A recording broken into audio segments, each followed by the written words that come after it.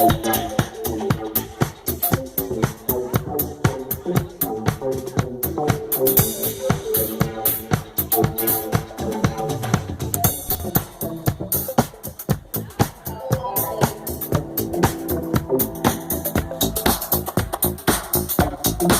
does 2016 Pilot have a 9-speed paddle shifting option? Good question. Definitely not a performance car, but I believe that the paddle shifters can be utilized for towing. Let's demonstrate that. So what we talked about yesterday was paddle shifting, and why would we have that in the Pilot, which is basically a family work hauler? Good question. This unit, the Elite, has the 9-speed option. It also has a drive select mode where we can go from different surfaces for better traction. In this case, I believe the paddle shifting can be best used to hold a gear, a specific gear, first, second, third, etc., for towing, grades, whatever, with a heavier load. Let's take a look at that.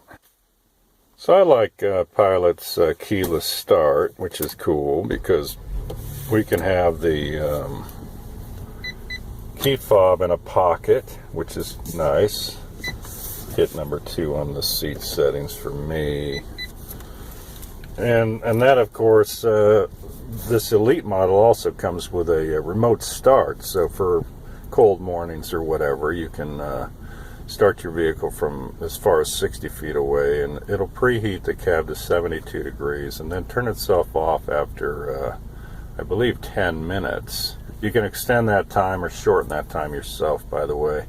Double tapping the lock remote start tab will extend it on your key fob. I think that's a great idea. We've put about 320 miles on Pilot this week, running around here and there. So far pretty seamless. It's a wonderful vehicle.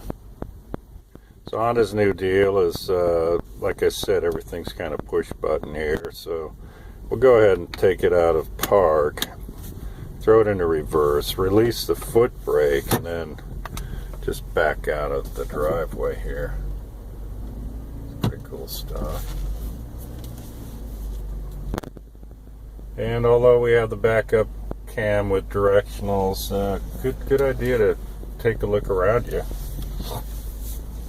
I unfortunately have backed up on neighbors before. Then we're going to shift her into drive in this case. And we're going to go ahead and head down my street, which is very steep, and I'm going to go ahead and demonstrate the paddle shifting. For this mode, I'm going to drop into Sport. And then, as you can see, the shifters are up here. Minus. That just drops me into first and it holds it. Really a handy accessory when we're pulling a trailer, which we don't have today, but you can imagine it. Very effectively holds the grade, and then we just plus to come out of it. Okay, so here we go.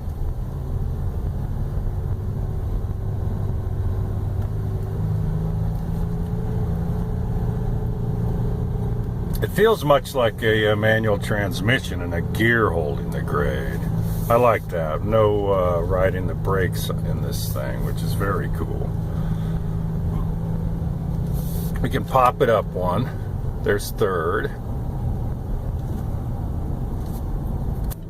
There's a serious toy for you. We have a Prevost pulling a sand buggy on a dump trailer, it looks like, going to the beach. Pretty nice. Check it out. Oh, yeah. Work, toys, whatever. I've done this last night. A lot of traffic this morning. I want to demonstrate the paddle shifters. Let's try it again.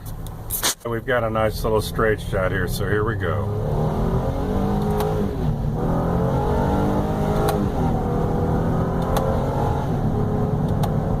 Transmission's actually smarter than you are, and it's not going to let you blow. So if you exceed the 6,800 RPMs or so, the tranny does shift on its own, despite the paddle shifting, as it should.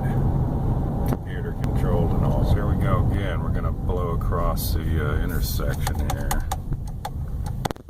210. Right. Just super busy this morning out here. Alright, here we go.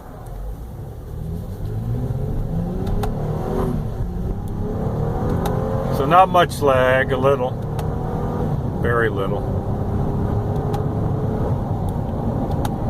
So there's 64 miles an hour in about, I don't know, 7-8 seconds, which is fine. But I believe the paddle shifters in this Pilot are there for towing, basically holding your gear on grade, downhill, uphill. Works very well. Transmission will also do that itself with a tap of the foot.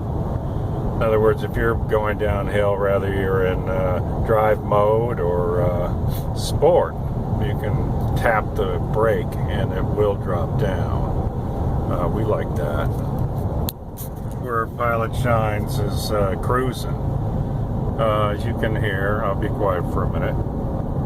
Pretty quiet. I mean, I do hear some road noise. Of course I do. I'm on a very heavy graveled, chip-sealed road, but the noise level in here compared to past years is negligible. It's just very quiet for a truck-based vehicle. So now we're going to pull my grade, my home. I'm in, well, there's second. Let's just hold it in second. You can visualize having a trailer behind you right now.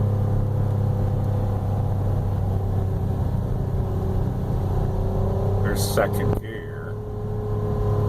This is rated to pull upwards of 5,000 pounds, which is pretty chunky for this particular vehicle.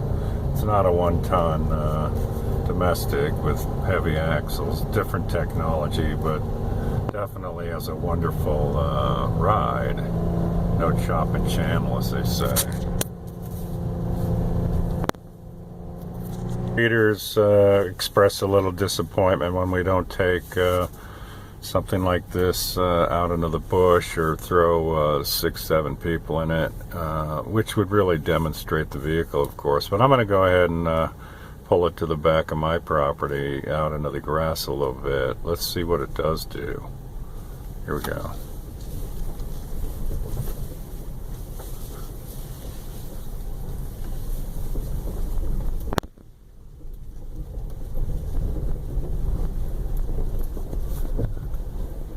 I don't know, man. This is a little iffy right here. What do you think? Should we?